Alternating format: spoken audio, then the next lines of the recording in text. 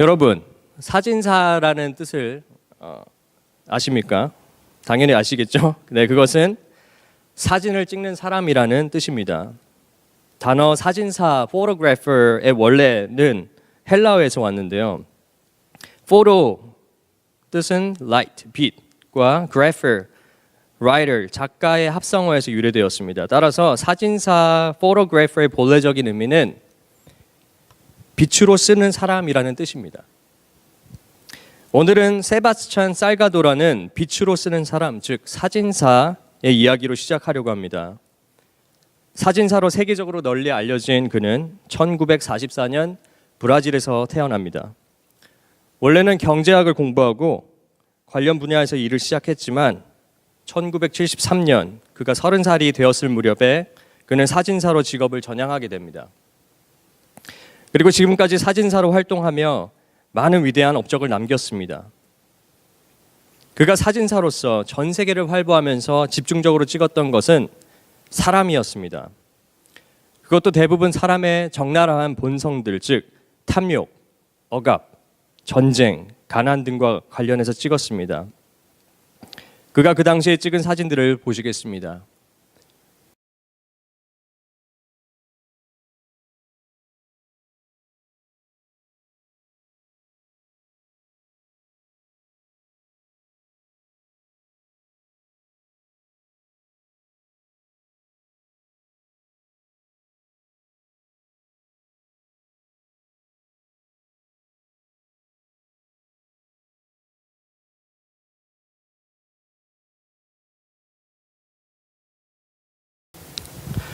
(1994년) 루안다에서 무슨 일이 있었는지 아시죠? 네, 대학살이 있었습니다. 그 학살이 일어날 당시 세바스찬은 그곳에 있었습니다. 그리고 그가 그곳에서 목격한 인간의 악함과 잔혹함은 그의 치를 떨게 만들었습니다. 매일 그는 수천 이상의 죽음을 봐야만 했습니다. 그는 인간에 대한 신뢰를 잃어버렸죠. 몸도 아프기 시작했습니다. 그래서 파리에 있는 의사를 찾아가서 정밀 진단을 받았습니다. 그리고 나서 의사가 그에게 이렇게 말했습니다. 세바스찬, 당신은 아픈 게 아니에요. 정밀 진단을 해보니까 당신의 몸에는 전혀 이상이 없습니다. 제가 볼 때 당신이 너무 많은 죽음을 보다 보니 당신도 죽어가는 것입니다. 지금 하고 있는 일을 그만두세요. 그만두셔야 합니다. 그래서 세바스찬은 사진사 활동을 접고 그가 나고 자란 고향인 브라질로 향합니다. 하지만 고향에서 목격한 광경은 또 다른 재앙이었습니다. 그의 고향은 원래 열대우림으로 뒤덮인 곳이었습니다. 온갖 새와 들짐승으로 가득 찬 곳이었죠. 하지만 그가 돌아왔을 때 그곳은 무분별한 경제개발로 인해 이미 땅은 황무지와 같이 변해버렸습니다. 그의 부모님 목장에서 노늘던 수천 마리의 소들은 이제는 수백 마리로 줄었습니다. 그의 부모님은 이제는 더 이상 소막이 없는 그곳을 청산할 준비를 하고 계셨습니다. 세바스찬 역시 그곳에서 소망을 찾을 수 없었습니다. 대신 번민과 좌절과 원망이 그의 마음을 휘저을 뿐이었습니다. 저와 여러분들이 살고 있는 세상은 어떻습니까? 천국이라고 말할 수 있는 사람이 과연 있을까요? 아니면 세바스찬이 바라보고 있는 것처럼 마치 온 세상이 메말라 있는 것 같지는 않습니까? 정의는 찾아보기 힘들고 비리와 부패는 난무하고 정직한 사람이 오히려 바보가 되고 탐욕과 정욕으로 뒤덮인 세상, 가난한 자들은 더 가난해지고 힘없는 자들은 사회 속에서 더 설 자리를 잃어가고 오히려 힘 있는 자들의 착취와 억압을 받으면서 사는 세상이 현재 우리가 살아가고 있는 세상이 아닙니까? 하나님을 예배하기보다는 물질과 스포츠를 예배하고 게임과 미디어를 예배하는 세상에서 우리가 현재 살아가고 있는 건 아닙니까? 그러면서도 영적으로는 더욱더 갈급해져 가고 있는 세상이 오늘날 우리의 현주소입니다. 최근에 각종 언론을 통해 본물 터지듯 터져나온 박근혜 정부의 권력형 비리와 부패는 저를 포함한 온 대한민국 국민들의 마음을 아프고 서럽고 힘들게 만들기 충분했습니다. 사실 따지고 보면 놀라운 일도 아닙니다. 항상 권력 세계에서 등장하는 내용 아닙니까? 그럼에도 불구하고 소위 기득권층, 즉 사회를 이끌어가는 지도층의 뿌리 깊게 자리 잡은 부정의는 우리가 살고 있는 이 세상에 대한 환멸과 실망을 자아내기에 충분했습니다. 세바스찬처럼 죽음을 하도 많이 목격하다 보니 자신도 죽음 가는 것처럼 끝날 줄 모르는 사회 속 부정의는 우리의 마음과 정신 역시 병들게 하고 있는 것입니다. 박근혜 정부의 타락상을 바라보며 기독교인이고 아니고 할 것 없이 대한민국의 온 국민은 박근혜 정부를 타도하고 대통령의 하야를 요구하는 것을 보게 됩니다. 하지만 목소리를 높여 부패한 정권을 끌어내는 것이 기독교인의 사명이겠습니까? 예수님은 이렇게 말씀하셨습니다. 너희 가운데서 죄가 없는 사람이 먼저 이 여인에게 돌로 치라. 쾌락과 탐욕의 정신과 일상에 물들어가는 세태를 바라보며 많은 기독교인들은 그런 세상을 비난하고 조롱하며 그런 삶을 살아가는 이들을 정죄하는 모습을 보게 됩니다. 예수님은 이렇게 말씀하시죠. 어찌하여 너는 남의 눈 속에 있는 티는 보면서 네 눈 속에 있는 들보는 깨닫지 못하느냐. 물론 부패한 이들을 끌어내릴 수 있습니다. 부패한 세상에 맞서 정의로운 세상을 구현하기 위해 제 몸 바쳐 헌신할 수도 있습니다. 마틴 루터 킹 목사님이 그러했죠. 쾌락과 탐욕에 빠져버린 영혼들을 향해 쓴소리도 할 수 있습니다. 예언자들의 삶이 바로 그러하였습니다. 하지만 그런 것들은 기독교인으로서 부르심받은 저와 여러분들이 짊어져야 할 십자가, 최우선적인 사명이 아니라고 감히 말씀드립니다. 예수님을 한번 생각해 보십시다. 예수님 당시에도 사회적인 문제는 만연해 있었습니다. 로마의 압제 속에서 많은 이스라엘 사람들의 삶은 도탄에 빠져 있었습니다. 로마 정부가 부과하는 막중한 세금과 착취로 인해 수많은 이스라엘 민족은 가난과 배고픔에 내몰렸습니다. 땅도 직업도 잃고 거리로 들로 산으로 내몰렸습니다. 당시에는 오늘날 같이 실업수당이나 사회보장, 메디케어 같은 제도도 없었죠. 그런 상황 속에서도 로마 권력에 편승하여 자신의 사리를 챙기게 힘쓰는 이들도 있었습니다. 빈익빈 부익분 역시 그 당시 사회에도 존재했습니다. 시티, 성 안에 살고 있던 귀족층들, 유대교 지도자들의 배는 더욱더 불러져갔고 그들의 배를 채우기 위해, 재물을 쌓기 위해 농촌에서 땀 흘려 일하고 있는 노동자들, 농민들의 삶은 더욱더 피폐해져 갔던 것입니다. 다신교와 쾌락주의로 일변될 수 있는 헬레니즘 문화가 급속도로 이스라엘 민족의 정신과 일상을 침투해 왔습니다. 성적인 문란, 일탈, 과음, 도덕적 문란함 등이 사회 곳곳에서 퍼져가고 있었습니다. 유대교는 이렇게 어려움에 빠진 이스라엘 민족의 삶을 오히려 율법주의로 더 피폐하게 만들었습니다. 유대교 지도자들은 진정으로 그들의 민족을 생각하며 사회를 이끌기보다 자신들의 안위를 보존하며 이기적 욕망을 채우는 데 급급했습니다. 이러한 사회 환경 속에서 예수님은 하나님 나라 운동을 시작하셨던 겁니다. 하지만 잘 아시다시피 예수님은 그 당시 부패한 사회에 반하는 새로운 정치 권력이나 정권을 창출하지 않으셨습니다. 로마 제국에 반하는 국가를 건설하지도 않으셨고 유대교에 반하는 새로운 종교를 창시하지도 않으셨습니다. 예수님께서 사역하시면서 받으신 가장 큰 유혹이 있었다면 바로 물리적인 힘으로 세상을 변화시키는 것이었을 것입니다. 실제로 예수님은 사역을 하면서 수많은 추종자들을 거느리게 됩니다. 심지어 그 세력이 얼마나 막강했던지 유대인의 왕으로까지 불리우게 됩니다. 마음만 먹으면 얼마든지 그들을 세력화해서 정치 권력으로 만들 수 있었습니다. 이러한 힘의 유혹은 사역 시작 전부터 사역을 마치실 때까지 계속되는 것을 성경을 통해 볼 수 있습니다. 예수님의 제자들은 예수님이 당연히 로마 제국을 타도하고 새로운 왕국을 건설할 것이라고 굳게 믿었고 그것이 하나님 나라, 예수님 말씀하신 하나님의 왕국의 의미라고 생각했습니다. 그리고 그렇게 되기를 희망했죠. 하지만 이런 이들을 향해 예수님은 단호하게 이렇게 말씀하셨습니다. 사탄아, 내 뒤로 물러가라. 너는 나에게 걸림돌이다. 너는 하나님의 일을 생각하지 않고 사람의 일만 생각하는구나. 이처럼 예수님은 물리적인 힘으로 하나님 나라를 세우시지 않으셨습니다. 오히려 너무나도 무기력한 모습으로 십자가에서 처형당해 죽으셨습니다. 그분이 그토록 세우고자 했던 하나님 나라는 외형적으로 볼 때 아무런 것도 남기지 않고 마치 소멸한 것처럼 보였습니다. 그도 그럴 것이 예수님이 십자가에서 돌아가실 때에도 여전히 로마 제국은 건재했고 유대교 역시 변화되지 않은 모습으로 여전히 이스라엘을 지배하고 있었기 때문입니다.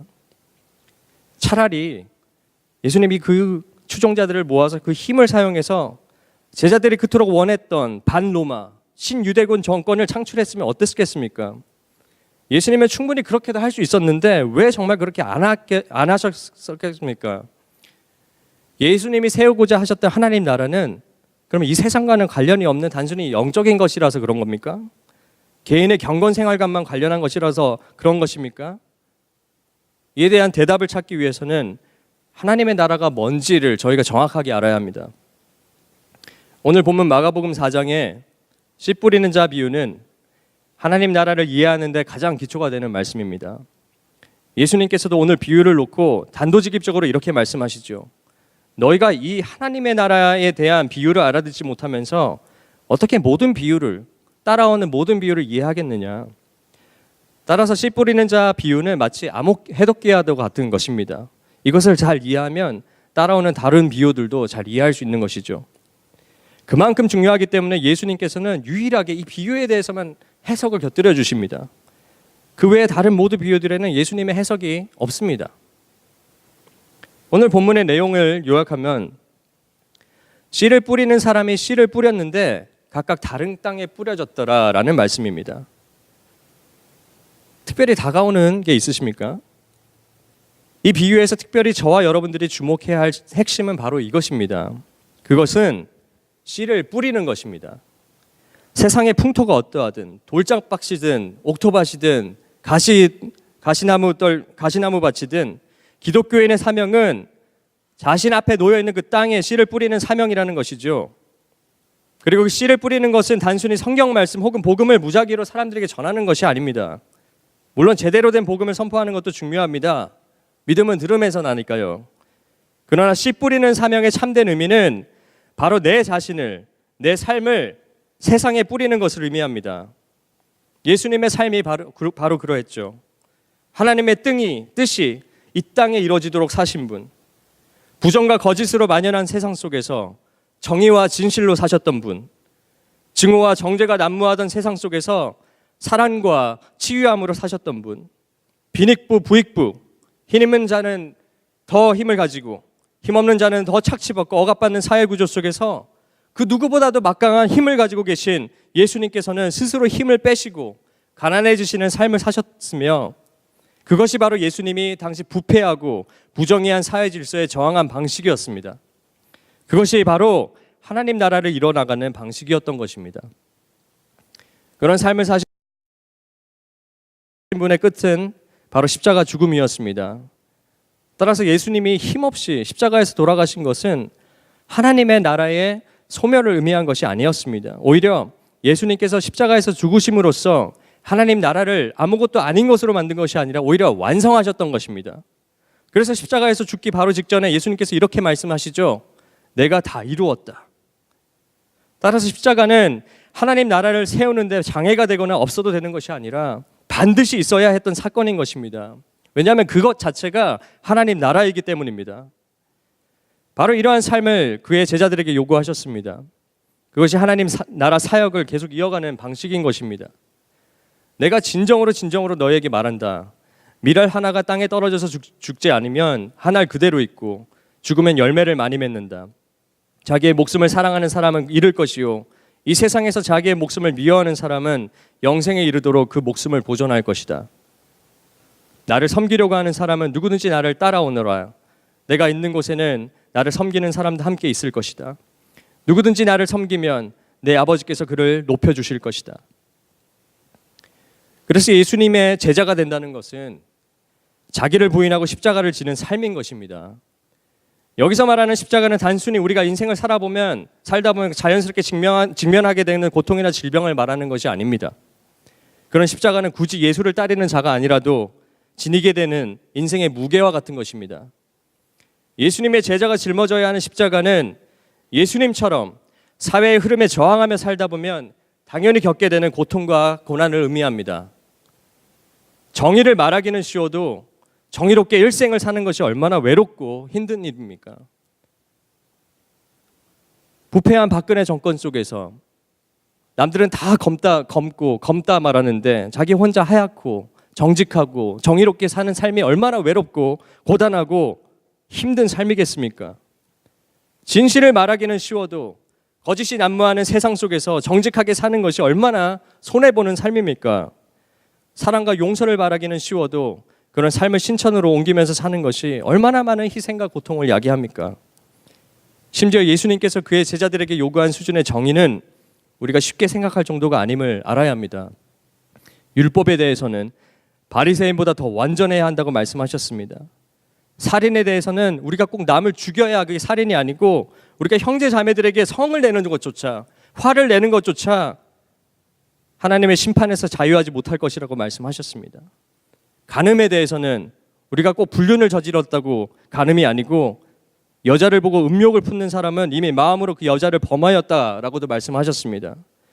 이처럼 엄청나게 높은 수준의 정의를 살아내는 것이 바로 제자도인 것입니다. 그래서 예수님의 말씀을 읽고 그분에 대해 공부하고 연구하다 보면 가끔 근심에 빠진 저를 발견하곤 합니다. 그분이 제게 요구하시는 십자가의 무게가 너무 무겁기 때문에 그렇습니다. 그분이 제게 지라고 하시는 십자가가 결코 만만하지 않기 때문입니다. 그럼에도 불구하고 여전히 자신 없음에도 불구하고 십자가를 지려고 오늘도 계단으로 바위를 치듯 노력하는 이유는, 그리고 그렇게밖에 할 수 없으면 예수님이 진정한 진리이시기 때문에 그렇습니다. 만약 예수님이 우리가 믿어야 할 유일한 분이 아니라면 여러분, 십자가를 지고 살아야 한다는 것 자체가 말이 안 되는 것입니다. 왜 그렇게 살아야 합니까? 그런 삶은 자기 고행에 지나지 않을 것입니다. 하나의 삶의 방식에 지나지 않을 것입니다. 인생을 살아가는 여러 가지 갈래의 길 중에 하나에 다르지 않을 것입니다. 예수님의 죽음 앞에서 예수님의 제자들은 예수님께서 시작하신 하나님 나라 사역에 자신들의 모든 것을 걸지 못했습니다. 오히려 예수님의 죽음 앞에서 제자들은 예수님을 부인하고 살기 위해 뿔뿔이 흩어졌습니다. 당연한 것입니다. 예수님의 십자가 사건으로 하나님 나라의 완성을 이뤘다고는 하지만 그건 예수라는 한 인물이 그렇게 살았을 뿐 나도 꼭 그렇게 살아야 된다는 것으로 여겨지지는 않기 때문입니다. 예수님이 그렇게 사시다가 정의롭게 사시다가 죽음으로 일생을 마쳤다면 마치 간디처럼 진리를 실험한 인물에 지나지 않을 것입니다. 하지만 놀라운 일이 일어납니다. 바로 예수님이 다시 사신 것입니다. 3일 만에 부활하셨습니다. 이것이 무엇을 의미합니까? 예수라는 인물은 인생을 살아가는 여러 가지 길 중에서 남들이 잘 가지 않는 일을 걸었던 독특한 인물이다라는 의미가 아닙니다. 예수님의 부활의 의미는 예수님이 걸어가신 그 길이 바로 참된 생명으로 인도하는 유일한 길이요, 참된 길이라는 것을 몸소 증명해내신 것을 의미합니다. 예수님의 부활 이후에 제자들의 삶은 180도 달라졌음을 기억해야 합니다. 뿔뿔이 흩어지는 제자들이 이제는 제자들은 모두 순교했습니다. 죽기까지 하나님 나라 운동에 동참했던 것입니다. 하나님 나라를 살아내는 것, 세상의 상식과 방식에 맞춰 사는 것이 아니라 하나님의 방식과 기준에 맞춰 사는 삶, 이로 인해 짊어져야 하는 십자가의 무게는 제자들에게 당연한 의무였고 권리였고 그것이 진정한 축복이었습니다. 바로 이러한 하나님 나라 운동은 오늘도 계속 이어지고 있습니다. 황무지 같은 세상 속에서 빛과 소금 되는 예수님의 참된 제자들이 그 하나님 나라를 계속해서 이어가고 있는 것입니다. 하나님 나라를 무색하게 만들었던 로마 제국은 이미 몰락한 지 오래됐지만 하나님 나라는 여전히 계속되고 있음을, 예수님이 다시 오실 때까지 이어질 것임을, 그리고 이 운동에 우리도 부르심을 받았다는 것을 기억합시다. 세바스찬 살가도 이야기로 넘어가서 오늘 설교를 마치려고 합니다. 황무지가 되어버린 고향 땅에서 주저앉아 있던 세바스찬은 그의 부인과 이런 결심을 합니다. 우리가 다시 예전 모습을 회복시켜보자. 말도 안 되는 것처럼 보이죠? 그렇지만 그들은 일단 시작했습니다. 나무를 심기 시작했습니다. 열심히 심었습니다. 물론 첫 해는 심은 나무 대부분을 잃었습니다. 그 다음 해는 첫 해만큼은 아니지만 많은 나무를 잃어야 했습니다. 그렇게 약 20여 년이 안 되는 세월을 거듭한 결과 사진에서 보시는 바와 같이 오늘 그의 고향 땅은 약 200만 그루의 나무로 채워진 울창한 숲이 되었습니다. 지금은 브라질 국립공원으로 지정되기까지도 했습니다. 그리고 세바스찬은 다시 사진가로 복귀했습니다. 그리고 더 이상 죽음을 찍는 것이 아니라 생명과 자연을 찍고 있습니다. 부정, 비리, 탐욕, 정욕, 살인, 억압, 핍박과 같은 죽음을 바라보는 것이 아니라 생명, 희망을 바라보며 그것들을 사진으로 담고 있습니다. 여러분, 세상이 황무지어가죠. 세상을 변화시키고 싶죠. 우리 자손들에게, 우리 자녀들에게 이런 세상 물려주고 싶지 않죠. 부패와 부정의로 가득한 기득권을 몰아내고 새로운 정권으로 대신하고 싶죠. 탐욕으로, 정욕으로 가득 찬 세상을 갈아엎고 싶죠. 방법은 있습니다. 힘과 권력으로가 아닌 예수님과 같이 저희가 하나의 미랄이 되면 됩니다. 하나님 나라를 이 땅 가운데 저희가 심겨진 그 땅 가운데 세워나가면 됩니다. 이러한 사람들이 저와 여러분들이 되고 그런 사람들이 더 많아질 때 이 황무지 같은 세상은 어느새 아름다운 생명들이 뛰노는 푸른 숲이 될 줄 믿습니다. 먼저는 저희 가정부터 애쉬번 리즈버그 지역부터 그리고 더 나아가 미국과 대한민국과 전 세계로 그 숲이 그 하나님 나라가 이루어지기를 간절히 바랍니다.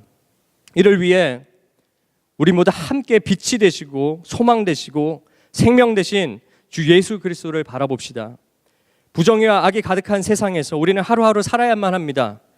하지만 세상 속에서 살지만 세상에 붙들리지 맙시다. 세상의 상식과 방식에 순응하지 맙시다. 예수님이 그러셨던 것처럼 그런 세상에 우리의 삶으로 저항하며 나아갑시다. 그것이야말로 오늘을 살아가는 기독교인으로서 짊어져야 할 십자가이자 최우선적인 사명임을 기억합시다. 끝으로 오늘 말씀을 잘 기억나도록 돕기 위해 제가 단어를 만들었습니다. 그게 바로 오늘 설교 제목인 zoegrapher입니다. zoe란 헬라어로 생명이라는 뜻입니다. grapher는 작가, 라이터라는 뜻이죠. 삶으로 쓰는 사람, zoegrapher. 저와 여러분들이 zoegrapher가 되시기를, 이번 한 주간 살아가실 때에 삶으로 쓰시기를 간절히 소망하며 말씀을 마칩니다. 아멘.